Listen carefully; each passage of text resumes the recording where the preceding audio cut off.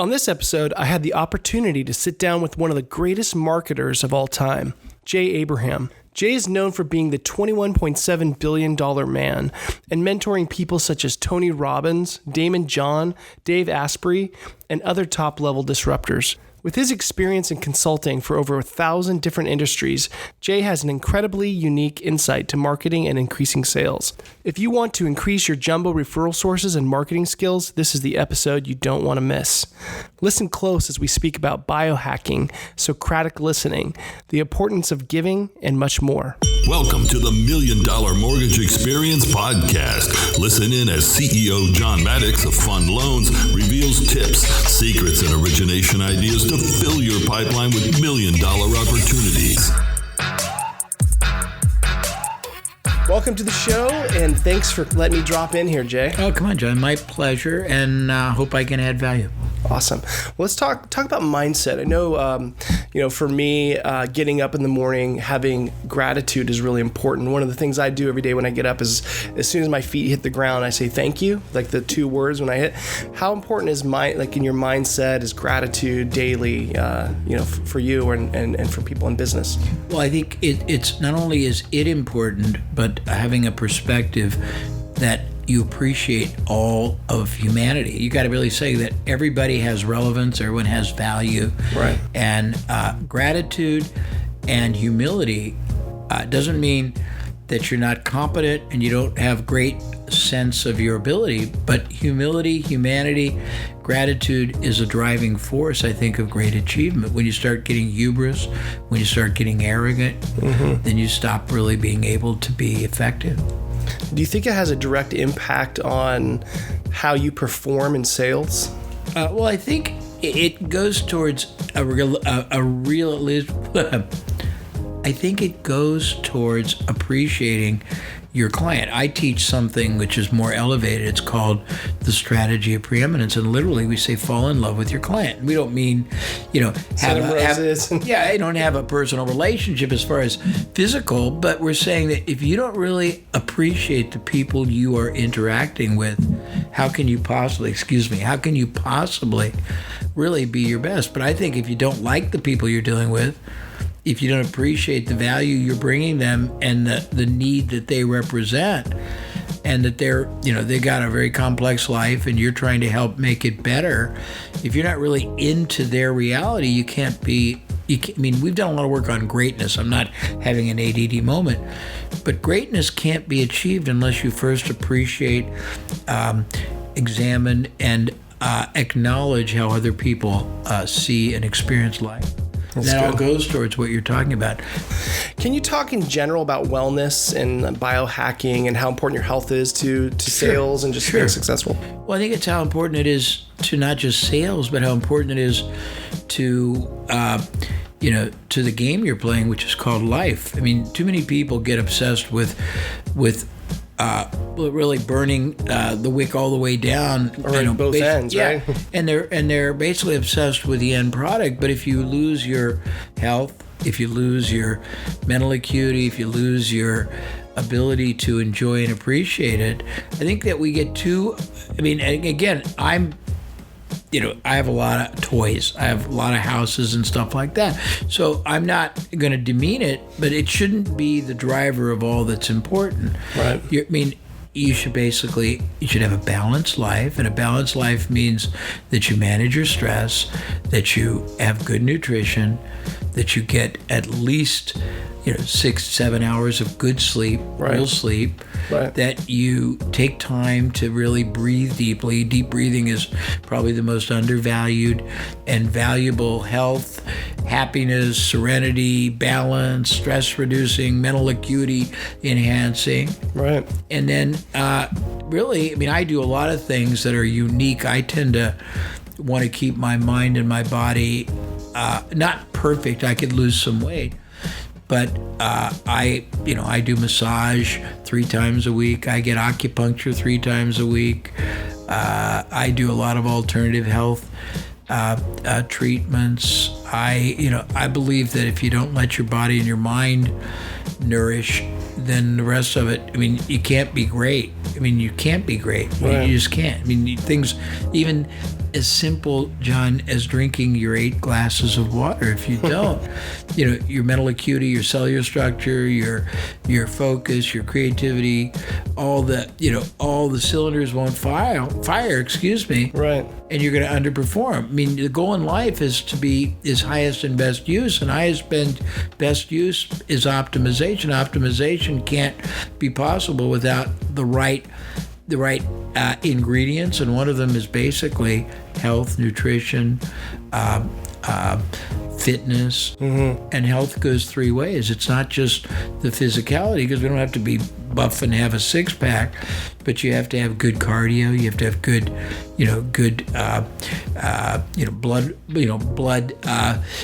Flow. Yep, everything, and you got to have good, low cholesterol or managed it, but you also have to have good mental health. Right. If you have the bad mental health, if you have resentment, if you have stress, you have low self-esteem, all those things can not only prejudice your achievements, but can be very toxic to your well-being. I agree. It resonates with me because I think of, when you fly on an airplane, sometimes you hear, if they're in the event of a catastrophe or something, to put your mask on first, then put it on the small children. We always have a tendency to take care of everything else around us, and we forget to take care of ourselves first. If we suffer, we aren't taking care of ourselves first, then the rest is gonna. I mean, is it similar to that? Yeah. Do you see a correlation? That's very well. I mean, I think that we want to be Joan of Arc. But I think if you're not good for yourself, you can't be good for anyone else. That's good. And it's not selfish, it's not arrogant, it's not egotistical, it's not any of that. It's just pragmatic. Yeah. I mean, what kind of a provider? What kind of a companion, spouse, significant other, lover, parent, friend can you be if you're all screwed up? Yeah. And so the first thing is get yourself mentally, physically, really fit. Have cerebral fitness, have physical fitness. It doesn't mean you have to look like Arnold Schwarzenegger. Right. And then, have your values in alignment. Because if you're lopsided, you'll never be successful. And very truthfully, even if you make a lot of money, you'll never be happy. That's a good point. It's good. Let's talk about boldness. I mean, I remember back when I started in the mortgage business, I was on a salary. Okay. And then when there was a time that came, a kind of a fork in the road, where I was able to decide whether I wanted to stay on a salary in a smaller commission or go commission only. And I think a lot of mortgage brokers struggle with that. Like, should I take the leap and just do this, and go commission only? And when I went commission only, I doubled my income within, 60 days. I started performing a lot better. So your mind knew that you had no ceiling anymore. Right. And it also knew that if I didn't do anything, I would make it zero, right? So well stated. So how important is having that, boldness or lack of fear to do something like that? That's a great question. And probably a better one is why are people insecure about taking risk in themselves? That's all it is. But let me give you two different perspectives. In themselves, right? Yeah. Let me give you two perspectives. One is it's a delusion. I mean, even if you're getting a salary, we're all on commission. Right. And the commission is productivity, yield. The moment you aren't really yielding more than you're being paid, you're either going to get a reduction or you're going to get fired. So you're on commission. That's a false security, first of all. Right. Second of all, we think that the company is our security, their resources are security. Really, all security is the faith, the confidence, the trust you have in yourself and your ability to perform. That's good. Because if you can perform, you can always. I mean, I when I was younger, I had no salary jobs. I got started just on performance, so I knew nothing else. But when you realize you don't eat if you don't perform, and if you perform better, you eat a lot better. You realize what works, what doesn't. You realize that it has nothing to do with an organization. It has to do all in here. And if you have a value proposition that brings benefit, and you have the ability to target the right receptive audience that really is in need of that benefit, and you have no ceiling on you, and then you develop efficiencies, and as you and I talked offline, and you target where the money is. Right. And it's one thing to have a lot of littles, the other thing to have, half of bigger ones are probably more profitable than 2 or 3 times the little ones, and a lot easier probably to deal with because they're, they want the deal to close right away. Right. So everything about it is better, but people get really trapped in a delusionary definition of what security is. That's right. And, going on that point too, business is business, right? So like, whether you're selling a hot dog or whether you're selling money like we do as mortgage brokers or mortgage bankers. It's a great insight, is selling money. That's hilarious. And so I heard someone say that one time. No, I love it. And you have to realize capital needs to be deployed or it erodes. Yeah. Very true. So finding that need, right? Finding a need in the market, whether it's someone who's hungry for a hot dog, or whether it's someone that needs capital, business is business. And if you can sell, hot dogs, you can sell, you obviously have to be more sophisticated to do what we're doing as mortgage financial professionals. But, how important is it to find that need and to focus on that? Do you focus on finding the need or to build your business and your success? Well, and there's 2 different schools of thought. One is serving felt needs and being able to articulate better than anybody else your ability to recognize that need in someone's life and fill it. The other is to verbalize for people that they do have a problem or an opportunity that they've never recognized, and you are the only solution. So in terms of what you do, you make available financing for people who might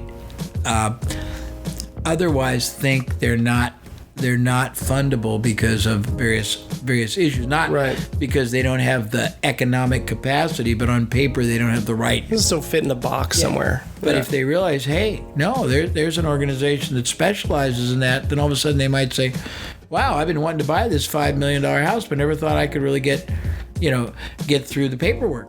Right. So it's 2 different, but the point is there are people that recognize it and they want to find the best solution for the problem they know has a solution. And then there are people that don't even know they have the problem, or the flip is the opportunity. And the person that says, hey, you got the ability to do this, you don't know it. I mean, that's equally as valuable, and you can go either way. You can go one way and you can have 2 different models going. I mean, but both of them are viable. Yeah. I mean, getting the awareness and getting the word out of what you do, right, is so important. Like I heard someone say one time, marketing is like, like winking at a girl in the dark. Like you may know what you're doing. If you're not marketing, you're winking at a girl in the dark. You may know what you're doing, but no one else does, right? Yes, but without being seeming a little onerous.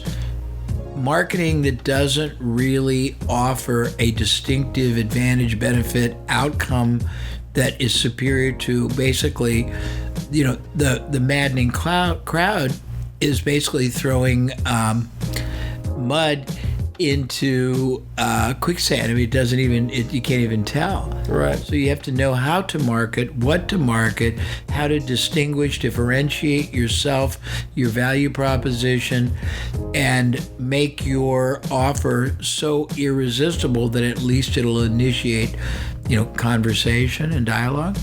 That's great. And a lot of mortgage brokers, they're like the David and Goliath, right? You've got banks that are like Citibank and Bank of America and these big major, big banks. They're out there marketing like crazy on news and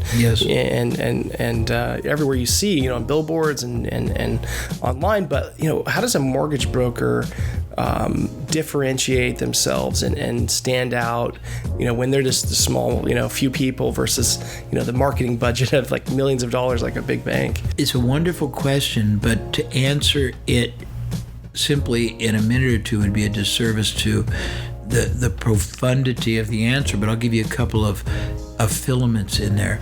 The first thing is there's a misnomer. Big is intimidating, complex, convoluted, impersonal. It's sterile.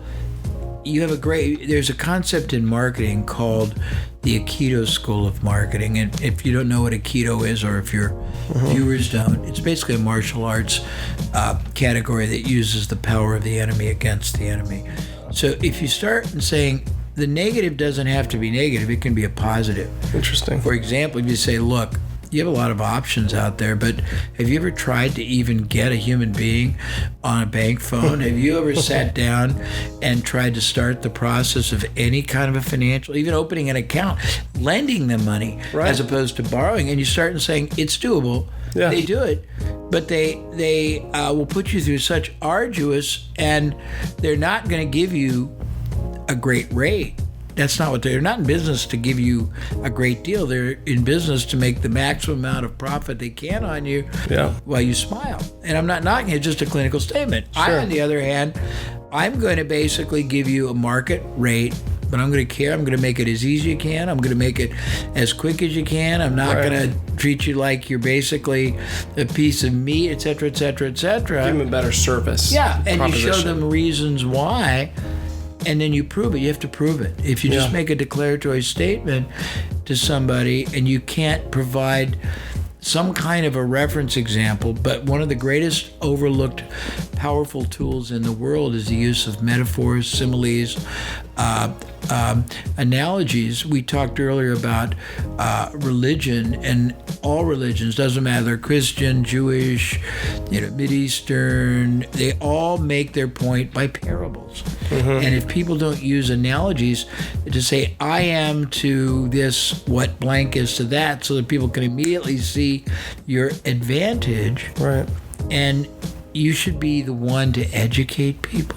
You should be the one to guide people. I believe everyone should function as the most trusted advisor in someone's life in the category, irrespective of whether they do business right now with you or not, although they will if you take that role, because you'll stand out so strongly, and you should be the only viable solution they see because of what you do and how you do it and the things you're able to resonate, represent, and convey. That's good. And that goes kind of back to what you might have been saying earlier about, falling in love with your client or showing you care. There's like a big care, if you show that caring side, then all that other stuff is going to come easy.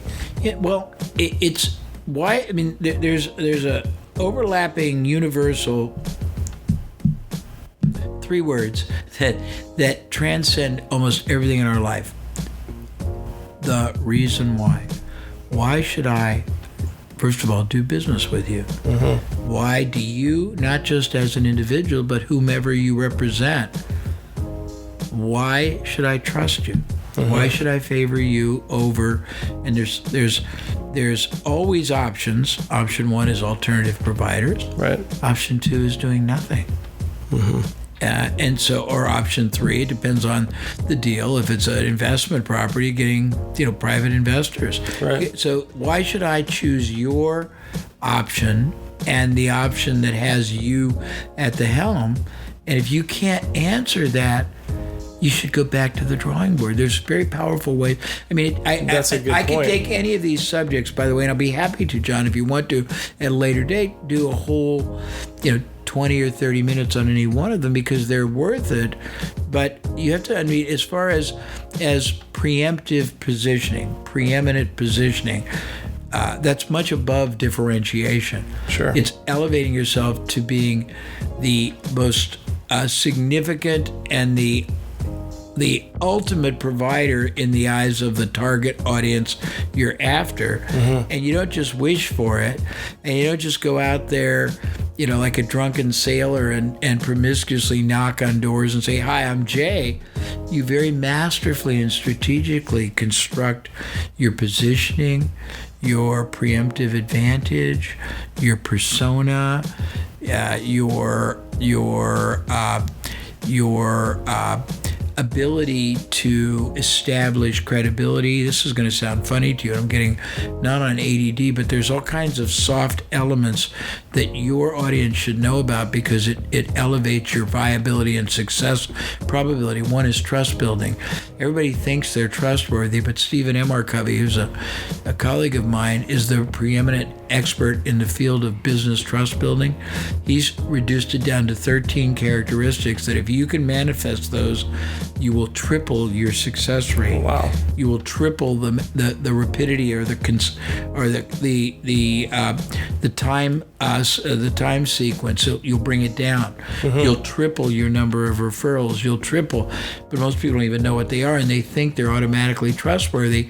But if they were the most trustworthy person, then everyone would automatically be referring to him. Right. All they'd have to sit is answer the phone and say, I'll either be out or come on in. That's not the case, though, is it? No. There's research in things like fascination. Believe it or not, there are scientific elements to the concept of fascination that prove that you can multiply your impact or you can diminish it by orders of magnitude, by 300, 400, 500%. I could, if I had time, drop on you 25 what I call advantage activators that automatically give you superior probability against the majority of people you'd compete against in that category. Wow. I could show you that if you don't understand the rules of relevance, that you are at a disadvantage, because everything in business and life is flowing from a font of whether you're relevant or not. Things you say or don't say, things you do or don't do. Well, how it you turns on the attention, right? It turns it off or on. So if someone's, listening to you, they may not be listening. They might just be acting like they're listening. But as soon as you've engaged with them in a way that's trustworthy and you've turned on their attention from whatever it might be, whether it's getting their attention somehow with a word that you've said or a way that you've acted or the way that you presented yourself. I mean, is that a little bit... Am I on the right track? Or? It is, but it's not accidental. For example, let's go through this. I came from a world of very scientific understanding. I've helped 5 or 6 very large clients that analyzed everything imaginable. One was the largest multivariable testing agency in the world. They tested all kinds of different ways of doing, saying in retail, positioning products, SKUs, end aisle, on the counter. I worked with the largest strategic litigation consulting firm that tested everything from ways of presenting their arguments, to graphic ways of depicting pain and suffering or minimizing it. We've tested different ways of initiating a conversation. We one time tested 33 ways of doing that and got one way that tripled the conversions. Wow. So, things like that are very available, but if people don't know about it, then they're blindly, at best, they're sub-optimizing. They're leaving enormous yield on the table. At worst, they're unknowingly, undeservedly, necessarily restricting, limiting, the deals they could do, the size of the deals, the scope they could be affecting, the networks they could be generating. Right. But it's not the most tragic part of what I would call success in selling is really that you have a lot more control, but most people don't know it. And it's not just technique based, it's strategic, it's ideological, it's philosophical, it's figuring out what your positioning is, it's figuring out if you're going to network, how to be what I would call really masterful, strategic, ultimate networkers, and understand what that looks like. If you want to use affinity groups and relational capital, knowing how to do it without looking crass, knowing how to initiate it, sink the seed, and then have it take root and be a perpetual source of constant business generation, or at least new relationship building. There's a lot of stuff that it's not easy, but it's not hard. But it's terribly hard if you don't know it exists and you're just doing it sort of ad hoc. And whatever success anyone has achieved, the odds are that it's less than the effort, the time, the opportunity, the ability, and their life deserves. And that's not meant to make them feel bad. It's just it's a clinical statement of fact. That's interesting. So we can find out more of this kind of information from your website, right? And things like that. Or I can give you some material you can disseminate yourself. It doesn't matter to me. So you were talking about getting a referral source or getting something that can, continue to bring business. So, a lot of mortgage brokers out there, they use realtors. They might have a CPA that they work with. They might have, some kind of referral partners. Do you, and I often, as the owner of the company, will find out that someone will have one, right? They'll have one or two maybe. And they're excited about those referral sources. Yeah, referral partners, referral sources.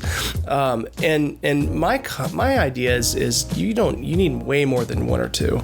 Because any time the one or two could go away, or if you have, I know you can only service so many, right? But and it's not necessarily quantity, it's quality. But would you say in general with sales you would need more than one or two referral partners? Or well, yes, but you're asking, and this is not diminishing you, John, it's just that you're asking a second level question. The first question is how many referral strategies should you have? Got it. And then the second is how many partners. Now let me ask you, I'm not really asking you, I'm passing through to you, to your audience. Let me ask your audience, if two sources produce X business, right, what would happen if you had four sources? Right. I mean, this is hilarious. I used to do a lot of work. I still do with the real estate agent market, the residential. And one of the default activities is farming. Yeah. They'll take a geographic area and they'll take 1,000 homes and they'll send a postcard at intervals every 60 days. Yeah. And I would say to somebody, okay, well, let's look at what happens. What's it cost you to send those 1,000 postcards? 70 cents, so $700. How many deals a month does it produce? 5. What do you make on a deal? $4,000.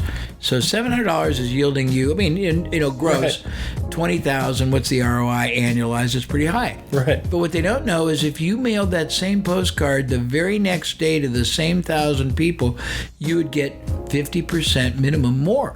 And 50% may not be 20, but a $10,000 yield annualized, in whatever the period of time on a $700 investment is still pretty damn good. Right. But people are very limited. They don't have what I would call strategic critical thinking sense, and they self-limit. I mean, why would I want 2 if I can have 22?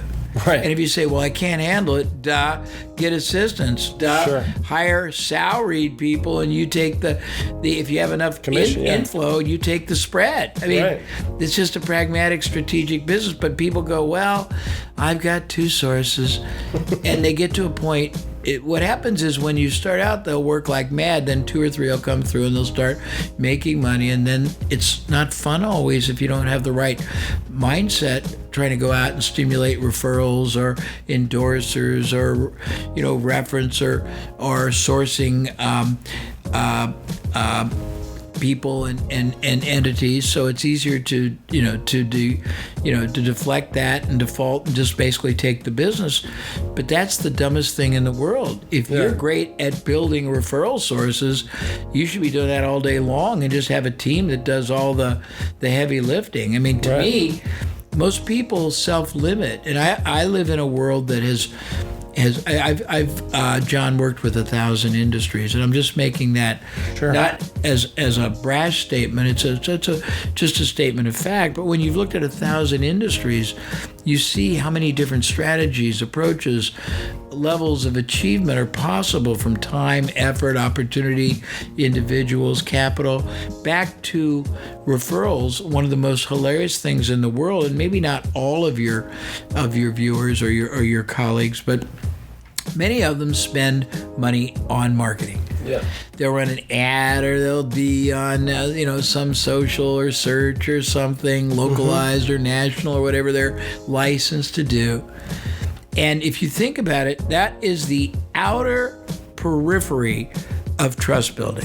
Yep. That starts a curiosity that has to be migrated and won over many different interactions, right? Definitely. And there's a lot of lost torque and slippage and breakage between the number that start and the number that come at the end of the tunnel, right? Funnel. Or the funnel, pardon me.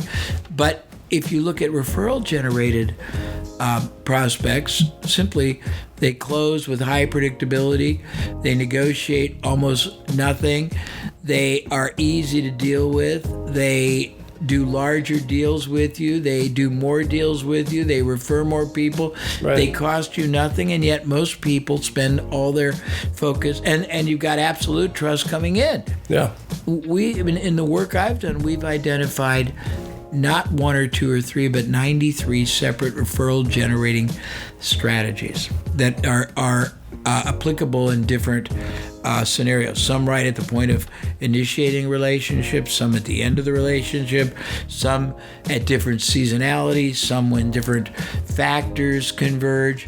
But if people don't even have one, Right. and if somebody has one or two referral sources and it's making them a living and they don't have enough, this is not meant to demean anybody, but enough strategic logic to realize that if 2 brings in X, 4 may bring in 4X, but it might also have a geometric effect, because when you start getting multiple referral sources, they start all basically impacting a lot of the same people. And if you hear about Jay Abraham, not from just one person, Right. but from 5 people, you say, I got to call Jay Abraham. Absolutely. People don't realize that. I mean, it's a lot of most all of this is super logical, but most Right. people don't have strategic, critical thinking. And I wanted to make an amended comment to something earlier. You said, most people don't know strategic listening. Yeah. They're so eager to get there. They want to queue up what they want to say that they don't hear. They don't know how to acknowledge. We teach people Socratic interview, listening, and interaction. And when you engage someone Socratically, you own them, because you're more interested than trying to be interesting. You're making them basically the focal thrust, and people love that. There's a lot of very, very remarkably predictable marketing, selling science that is absolute. Something I will share with you, because I'm presuming some of your viewers are either owners or they have teams. Would that be right? Sure. Yeah. So one of the easiest things to do to instantly, in a matter of days, multiply the performance of your entire team is to, we did this in large groups all the time. You identify all the different factors, the sub-processes that occur in the selling macro process that is whatever your business is. And if they're concentrating on big jumbo loans, fine. But if they're doing all kinds of loans, you say, okay, some are great at engaging people, some are great at closing, some are great at difficult, some are great at lower income, different ethnicities. You figure out who's great at what. Yep. And how much greater they are than everybody else. Normally, let's say you had 10 salespeople or mortgage bankers or whatever their titular designation is. Well, there's normally 10 key performance indices within the macro of doing that business. And at each one, not all 10, but each one, if you had a big enough complement of salespeople or bankers, you're going to find different ones are much better at different factors. True. I mean, we impute that somebody's going to be omnipotent. You're going to be great at opening. You're going to be great at prospecting. You're going to be great at setting up referral sources. You're going to be great at all. It's BS. You can't be. Right. No. Some people are better at certain categories, certain ethnicities, certain industries, certain white collar, blue collar. Right. And when you find out who they are, then you want to find out how much better they are. If I'm just a little bit, it's one thing. If I'm a lot, it's something else. Usually it's 80-20. If you had 10 people, you're going to have 2 or 3 that are better at each of these categories. Right. If you interview them in a Socratic interview, and I don't have time here to explain it, but you can find out what they do consciously or subconsciously different. Their mindset, their style, their expressions, phraseology, communications or processes. And if you do that in front of everybody else, it helps everybody else gain a modicum of improvement. If you find someone who's absolutely 300% better, you make that person the person that concentrates on that category. Right. If somebody's great at setting up referrals but isn't really great at doing the details, then why in the God's name would you want him or her to be in the office? If they can get the company 25 referral sources, that's all they should do. Yeah, you should have them out and not care that they're in the chair. But if you don't really know that, you can't optimize. I live in a world that's highest and best use of people, opportunities, skills, access, capital, intellectual capital. If you don't know what that means, you can't optimize it. Now, it's a deeper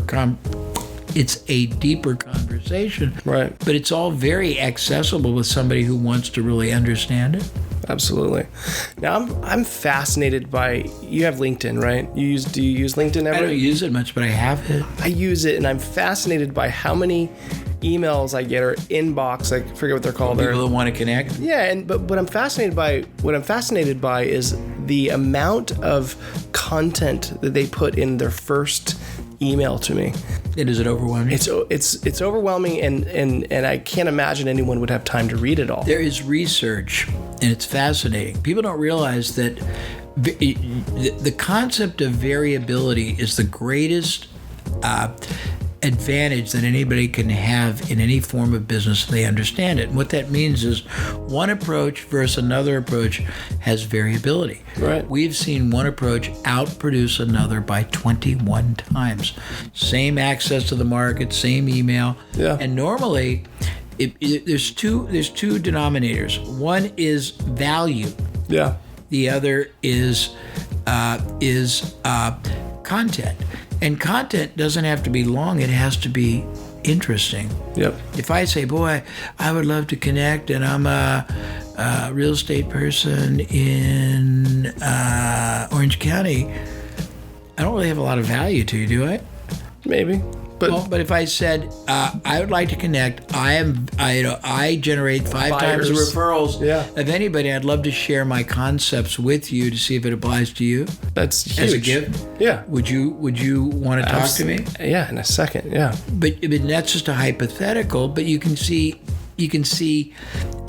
axiomatically that would outproduce the other. But people, I'll tell you something very important. It's a great gift. People are strategically they go brain dead when it comes to telephone calls. People call people thinking they are going to get a live person. What do you think statistically the probability of getting a live person is? So low. Nobody likes to talk on the phone anymore. But here's the irony. So when somebody does not get a live person, they're abruptly go, this is Jay, would you call me back? Or this is Jay, I'm calling about that paper I sent. And if you think about it, and if you expect first and foremost to get a voicemail, and you have a strategic, provocative, very self-serving message that you can utter in less than 60 seconds, you can double, triple, quadruple the probability and the expediency of getting a response, and also the predisposition in their mind of being eager to listen to what you have to say. Those kind of levers are, we've identified 161 levers in a business revenue system. Most people can't use, a tenth of them, but most people don't know one of them. Yeah. Interesting, isn't it? Very interesting. And I think it's crazy that people don't look at an email and think, would I myself respond to this?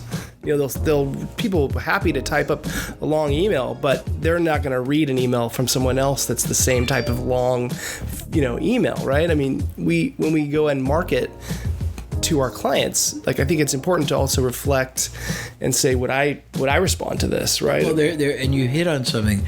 There's a concept that we impose on every communication we do for clients, or I do for myself, and it's called so what?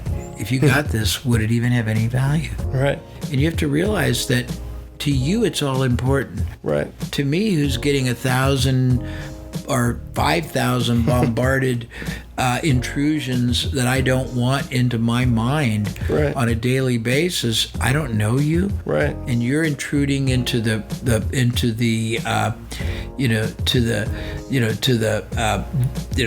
privacy of my life, and you want to own a piece of that mental real estate. You better have something that either benefits me, intrigues me, entertains me, provokes me, something. And if it's not, and again, here's the really bad part about it. A lot of people might have found something that works, but what they don't know is it could be working twice or thrice as well. True. There are people who basically troll all day on LinkedIn. Yeah. And they're happy. I mean, it's hilarious. When the internet first started, people would come to me and say, Jay, I'm getting 25,000 opt-ins every month, and I'm converting, 1.5%. I need to figure out how to get 40,000. And I would go, why? Why wouldn't you rather get 2.5% or 4.5% or 7%? Right. Because you can't possibly, unless you're a masterful strategic marketer and you understand analytical marketing and scientific marketing, you couldn't possibly be maximizing the fullest potential of what you're getting now. Yeah. Most people have no control and no sense that you can have control of the whole process. And if you understand it strategically, from the point that you initiate interaction, whether it's a contact, an opt-in, a phone call, a request, invitation to have whatever it is, you can control that. But most people let themselves be controlled because they don't understand the power and the power sources that they have available. I'm not trying to titillate. I'm just saying these are real, and the majority of people work so much harder and accept such a lesser yield from the most precious thing they have, which is opportunity cost, time, effort, and ability. But ability can be enhanced, improved, and multiplied many times over just by giving you, the science or the dynamics that you're dealing with. Most people don't know any of the elements that are available to them, the dynamics, the principles that are at work, because stuff is always driving everything that happens. If you are reactive, you sort of try to, you're trying to get some part of it with your fingers like this instead of like that. Yeah. But it's a big difference between that, and it's not any more time, not any more real, well, it's more space. It's technique. It's just knowing what that looks like in terms of a commanding, strategic, marketing, selling, integrated game plan. Yeah, that's good. I like that. Now, you deal a lot with self-employed people. Yes. A big part of our audience is they are self-employed, but they're also looking for self-employed borrowers. And part of what our podcast does is teach them how to find them. Okay. Where would you go if you were a mortgage broker trying to find them? The first thing I would do, besides, if I was going to find them, I would have, when you find them, you're missing a boat. When you find them, what value do you bring to them? So you have to say, what's the value I'm going to bring if I find them? You got to start there. Yeah. And what we've done, it's pretty simple. We've done this for real estate agents all over. It's the simplest thing in the world, and I tell it to lots of them, and only a few do it.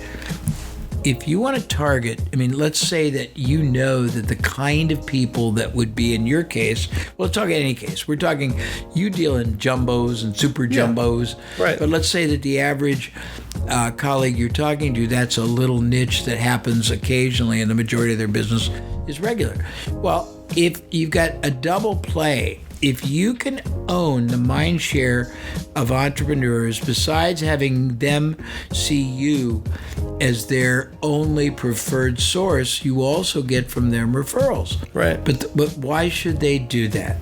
Well, you can say, because I'm a cool guy, because I'll give you 0.3 less than everybody else.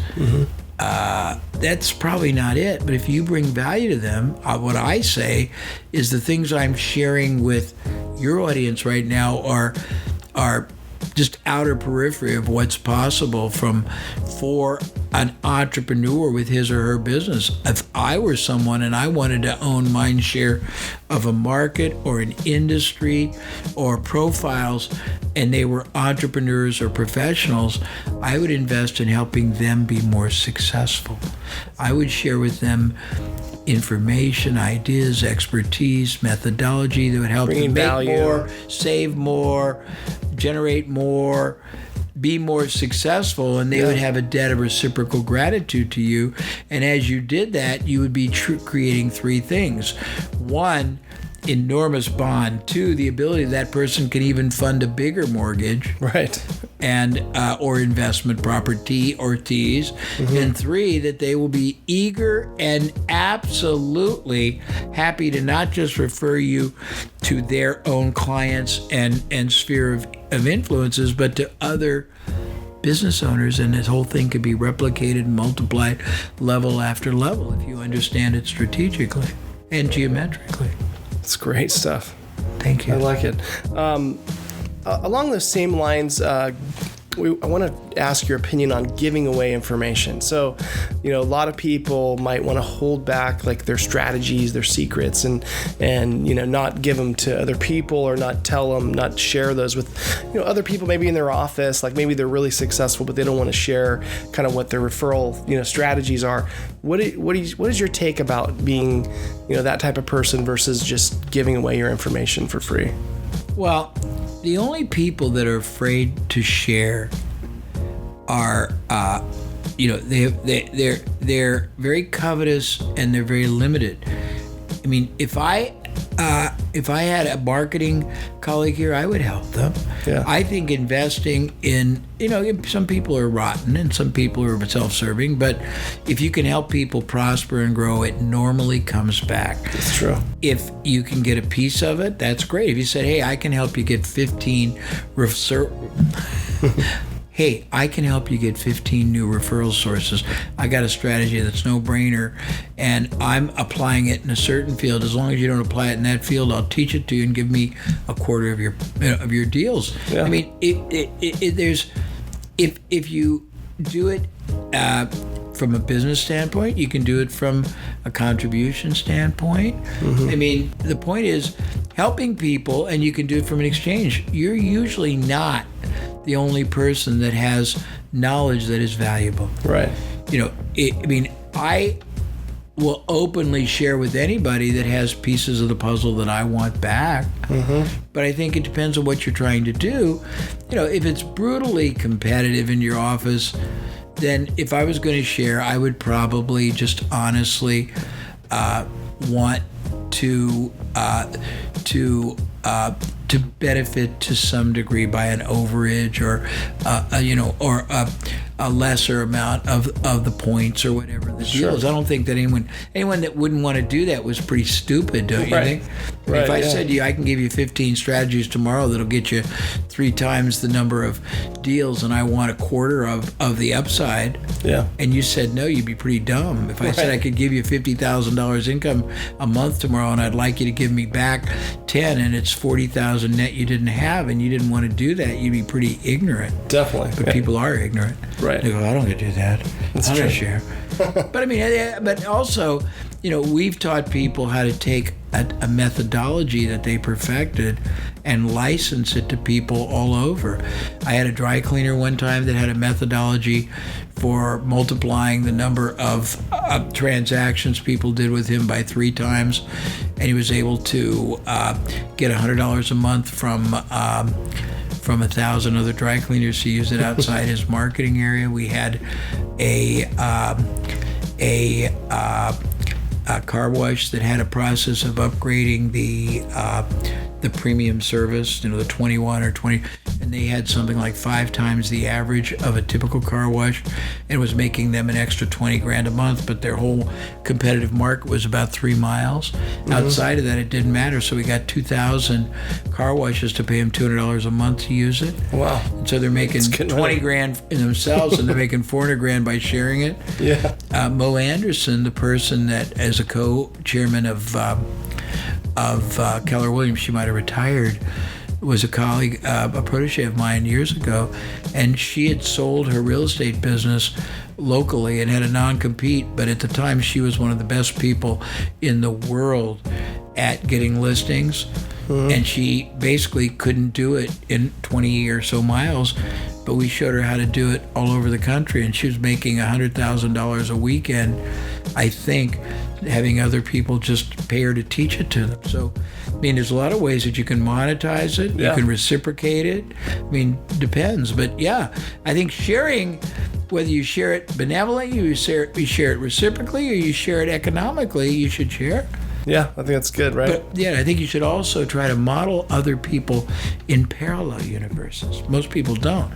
But if you say, okay, what else is like mortgage banking? Yeah, that's a real good point. estate, what other things? Anybody that basically has high ticket, transactions and needs leads, referrals, how else do they do it? Like yacht salesmen, Yeah. how private jet salespeople, exactly. right? And I would basically get a bunch of those together and meet with them all the time. Right. And share ideas, because not competitive. That's a great idea, And actually. you're also going to get a referral network that's un-effing believable. Absolutely. And if you say to them, hey, as long as it's legal in the way that it's licensed, hey, you can be you've got sunk cost. You got a guy that bought a $500,000 or $5 million yacht. Yeah. That guy might be Might need a interested in refi. buying a $20 million house. Right.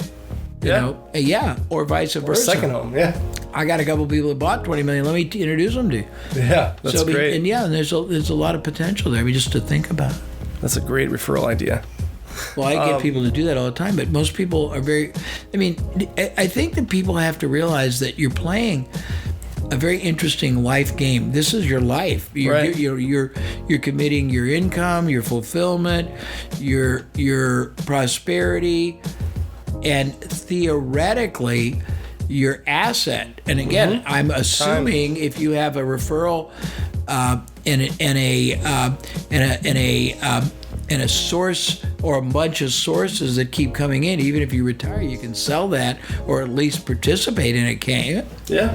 You want to build. As long as it's following the license. Yeah, I'm not trying to laws. be covert, as long as it's compliant with licensing, but people don't realize the game they're playing. Right. They're just playing sort of transactional, static moment to moment, which is the dumbest thing in the world. Sure. With a slightly different mindset, you can play a game for, to create sustainable income, have many sources of it for your business, be building an asset that you can either sell to somebody or you can let someone manage for you and still, but it won't work if you don't understand what you're building. Mm-hmm. Most people don't, and it's very tragic because it's the same time and effort, it's just a shift in strategic thinking. That's good. Now, so being an entrepreneur yourself, you've probably had success. I know you've had a lot of success. Tell us about, maybe a failure, maybe a favorite failure that you've had that may have taught you something and that you could share with us. Well, I'll give you 3, and I'll be very, very vulnerable. One is I've been married 3 times, and the first 2 I was too busy. My job was my mistress, and I didn't have time for my children or my then wives. And I had plenty of money. I was very successful, but I was obsessed and hooked and adrenalized on doing deals, and it was very lopsided. And if you don't have balance, you have nothing. And I had everything. I had cars, Ferraris, Rolls, everything you can imagine, and a lot of things I shouldn't have had. But that's the first thing, is have a balanced life and realize that if you're married and you care about your spouse, and if you have children, particularly younger ones, and you don't spend quality time with them and balance your life, that will haunt you unless you have no depth of soul. That will haunt you all your life. Wow. And so that's one thing. The second is I had a very, very sad. I'm a very strategic thinker. I'm very good at that, but I'm not a good day-to-day manager of my own business, which is why I play off of other businesses and counsel other people.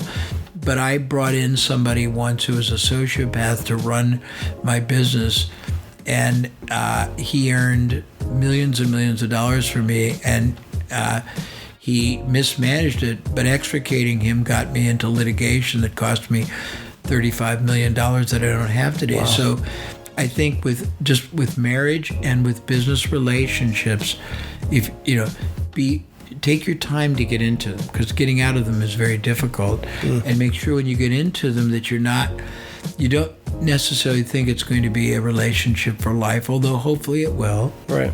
But make sure that you have provisions. If it's somebody you're going to give a share of business or the business to, make them earn it, and have benchmarks and have exit strategies for each side if it doesn't work. And one of the worst things in the world, there's two sides of disgusting human nature. You see the surly underbelly of humanity when you make a lot of money or when you don't have a lot of money. And so you want to see how people are.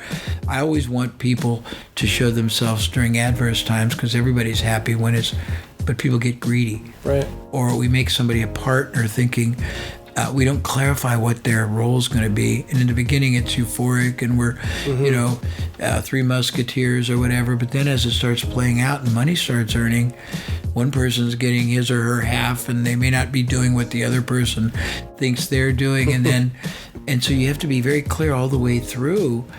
And if it changes you, I always had relationships where if I gave somebody too little and I thought they were doing more, I gave them more. If I gave them too much after I had this incident and I thought it was inequitable, I would give them two choices. They could buy me out, or we would adjust, or they could leave and get money, because I didn't want to have resentment for anyone. And I think if you basically don't go into something ideologically and theoretically, but go into it realistically. And I hate the concept of a prenup. It sort of dehumanizes romance. But in business, if you don't really, I've seen very few, God bless Warren Buffett and his partner. Yeah. But I've seen very few partnerships go forever. Have you? Very few. And some of them are very amicable. Some of them are very volatile. Right. Some of them, what happens if somebody gets sick, somebody dies, somebody gets tired. I used to be the leading force in the seminar business. I had partners, and one day I got tired of it. And then all of a sudden, I didn't mean to, but they had nothing because I didn't want to do it anymore. And I said, you can have the business, but I don't want to be part of it anymore. So you have to have provisions a contingent and consequential thinking is another skill set that most people don't possess.